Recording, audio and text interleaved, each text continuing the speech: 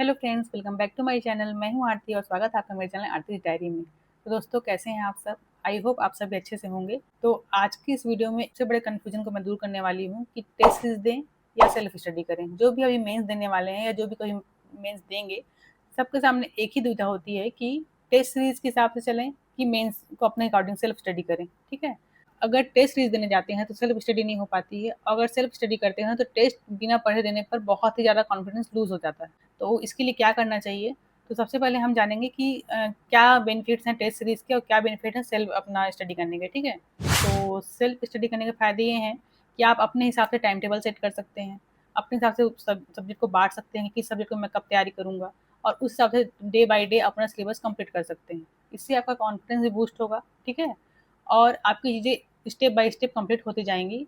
आपका time management जो भी है वो सब आपके अनुसार होगा, आप कब पढ़ रहे हैं कब नहीं पढ़ रहे हैं अपने हिसाब से। अगर आप बहुत अच्छे डिसिप्लिन वाले हैं तो आपको सेल्फ स्टडी करनी चाहिए, क्योंकि जितने भी कुछ भी कर लो, करना तो खुद ही है ना, पढ़ना खुद है। तो सेल्फ स्टडी से फ़ायदे ये हैं। ठीक है, दूसरा, नोट्स प्रिपेयर हो जाते हैं आपके। जैसे आप खुद से बुक को पढ़ रहे हैं और उसको शॉर्ट नोट्स बनाते चल रहे हैं, तो आपके पास बहुत टाइम होगा नोट्स बनाने का, शॉर्ट नोट्स बनाने का, अगर आप सेल्फ लेकर चल रहे हैं तो। दूसरा, माइंड में कन्फ्यूजन नहीं रहेगा कि मुझे क्या करना है क्या नहीं करना है, क्योंकि आप एक सही डायरेक्शन चलते जाएंगे। ठीक है, और करिए बात टेस्ट सीरीज की, तो टेस्ट सीरीज से आपको एक लिमिटेड टाइम में लिखने की प्रैक्टिस हो जाती है। जो आप ऑब्जेक्टिव टाइप पढ़ते आए हैं प्री में, वो आपका मेंस में सब्जेक्टिव टाइप हो जाता है। आपको लिखने की प्रैक्टिस हो जाती है अच्छे से लिखने की। ठीक है, तो अगर आप टेस्ट सीरीज के हिसाब से भी चलेंगे तो जितने भी टेस्ट सीरीज अभी अवेलेबल हैं सब सिलेबस को कंप्लीट करा देते हैं। तो आपका डे बाय डे सिलेबस भी कंप्लीट होता चला जाएगा अगर आप उसके हिसाब से चलेंगे तो।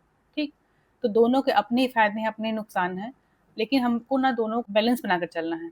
टेस्ट सीरीज भी बहुत ज़रूरी है और सेल्फ स्टडी भी बहुत ज़रूरी है। तो दोनों को बैलेंस बनाकर चलने के लिए हमको ऐसा टाइम टेबल बनाना चाहिए जो दोनों के हिसाब से हो। तो ठीक है, तो 2 टाइम टेबल बनेंगे। पहला तो टेस्ट सीरीज़ के हिसाब से और दूसरा अपना सेल्फ स्टडी के लिए। तो टेस्ट सीरीज़ के टाइम टेबल तो जो भी टेस्ट सीरीज़ आप लोग जॉइन करेंगे वहाँ आपको खुद ही अवेलेबल करा दिया जाएगा कि इस डेट पे टेस्ट होने हैं। कुछ वीकली टेस्ट होते हैं, कुछ वीक में 2 टेस्ट होते हैं। तो आप प्रेफ़र कर लीजिएगा आपको अपने हिसाब से कौन-सा अच्छा लगता है। मेरे हिसाब से तो वीकली टेस्ट ज़्यादा अच्छे होते हैं, क्योंकि आप पूरा वीक मिलता है एक सब्जेक्ट कंप्लीट करने के लिए।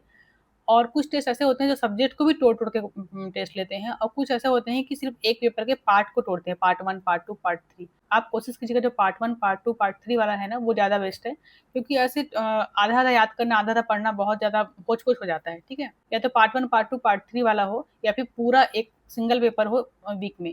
तो आप देख लीजिएगा। तो एक वीकली टेस्ट सीरीज़ जॉइन कीजिए और उसका टाइम टेबल बनाइए कि आप दिन के 2 घंटे आप टेस्ट सीरीज़ को देने वाले हैं। दिन के 2 घंटे, 1 घंटे जितना भी आप है, आपके टाइम टेबल में दिन के 2 घंटे टेस्ट सीरीज़ के पढ़ने को होना चाहिए। मान लो संडे का पेपर है हिस्ट्री का, तो आप दिन भर कुछ भी पढ़ रहे हो लेकिन 2 घंटे आप हिस्ट्री पढ़ेंगे। और दूसरा टाइम टेबल बनेगा आपका सेल्फ स्टडी के लिए।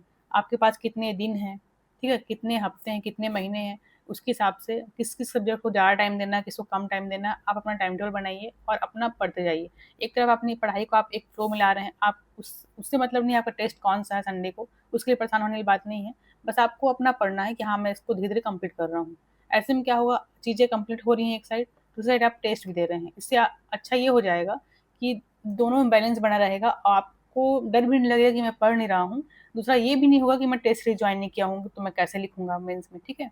तो दोनों को बैलेंस बना के चलिए। अब ये बोलेंगे कि जब हम अपना खुद से ही पढ़ रहे हैं और टेस्ट सीरीज़ के लिए अलग से पढ़ रहे हैं तो बहुत होच-पोच हो जाएगा। 1 हफ्ते में टेस्ट सीरीज़ के लिए कोई सब्जेक्ट को तैयार करना इम्पॉसिबल है या पॉसिबल नहीं है। जैसे मान लो बड़े सब्जेक्ट हैं, हिस्ट्री हो गया, मान लो 2 दिन में 2-2 दिन में कोई टेस्ट है तो कैसे तैयार करेंगे?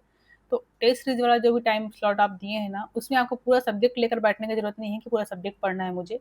आप ओल्ड क्वेश्चन पेपर निकालिए, उसको देखिए, उसमें कैसे क्वेश्चन्स आए हैं, क्वेश्चन्स को ही तैयार कीजिए। कहीं और कोचिंग के जो भी नोट्स हैं या जो भी क्वेश्चन्स हैं उसको देखिए, किसी क्वेश्चन के हिसाब से पढ़िए, ना कि सिलेबस के हिसाब से। टेस्ट सीरीज़ का पढ़ना कैसे है कि आपको आंसर फ्रेम करना आना चाहिए। जैसे मान लो अभी टेस्ट है हिस्ट्री का संडे को, तो आप कैसे पढ़ेंगे? 2 घंटे या 1 घंटे आपने हिस्ट्री के पेपर को दे दिया है कि हाँ, संडे को मेरा टेस्ट है, तो आप 2 घंटे में ओल्ड क्वेश्चन पेपर देखेंगे, कैसे क्वेश्चन्स आए हैं, उसको फिर टैकल करेंगे, उसको अपने बुक में देखेंगे, आंसर फ्रेम करना सीखेंगे और कैसे आंसर लिखना है ये सीखेंगे। आपको टेस्ट में ज़्यादा नंबर लाकर आप कुछ नहीं कर लेंगे कि हाँ, टेस्ट में मेरे बहुत ज़्यादा नंबर आना चाहिए या मुझे टॉप करना है, ऐसा नहीं है। आपके लिए टेस्ट सीरीज़ तब बेनिफिशियल होगा जब आप उस आंसर फ्रेम करना और चीज़ों को रिकॉल करना पेपर हॉल में सीखेंगे। तो आप उस टेस्ट सीरीज़ का यूज़ ऐसे ही कीजिए कि हाँ, मैं आंसर को फ्रेम कैसे करूँगा और चीज़ों को कैसे रिकॉल करूँगा। तो आप उस टेस्ट सीरीज़ के टाइम में पूरा सब्जेक्ट कंप्लीट करने के चक्कर में मत रहिए कि हाँ, मुझे इसका सिलेबस कंप्लीट करना है इस टेस्ट से पहले, नहीं। आपको आंसर फ्रेम करना और लास्ट के क्वेश्चन को कैसे आए थे, किस टाइप के क्वेश्चन आ रहे हैं, ये देखना है।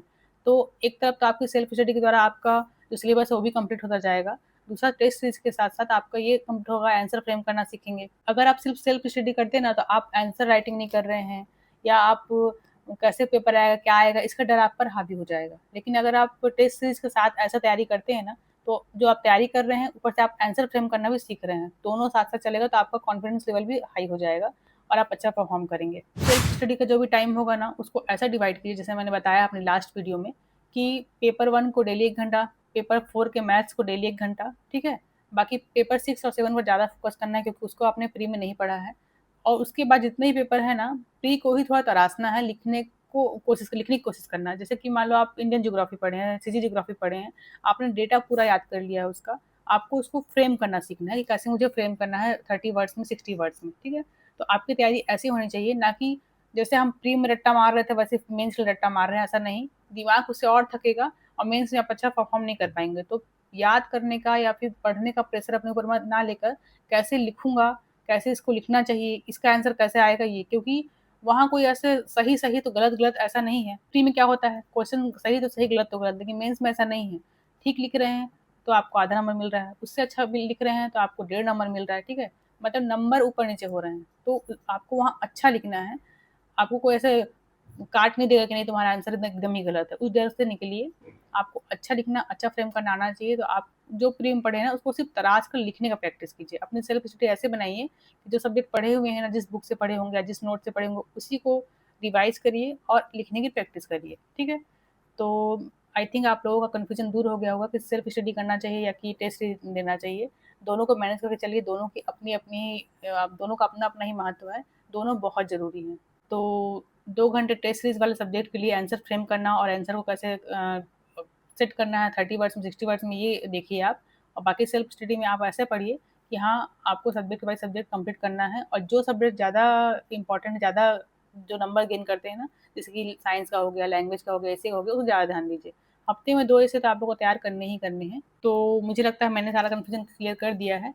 तो जो भी आपकी क्वेरीज होंगी ना, जो भी आप एग्जाम रिलेटेड या फिर जो मेंस लॉन्ग टर्म के तैयार करना चाह रहे हैं, कोई भी वन डे एग्जाम के लिए, एडीओ के लिए या फिर एडीआई के लिए, तो आप मुझे कमेंट करके बताइएगा, क्योंकि मुझे समझ में नहीं आ रहा कि मैं वीडियो किस टॉपिक पर बनाऊँ। ये जो टॉपिक्स में वीडियो आ रहे हैं, ये भी मैंने कमेंट को देखकर ही डिसाइड किया कि हाँ, इस पर वीडियो बनाना चाहिए। तो आप लोग कमेंट करिएगा आपको किस टॉपिक पर वीडियो चाहिए, और मैं कोशिश करूँगी उस पर वीडियो लेकर आऊँ। ठीक है, तो आज की वीडियो में इतना ही। अगर वीडियो पसंद आई हो तो वीडियो को like, comment and subscribe. Thank you for watching.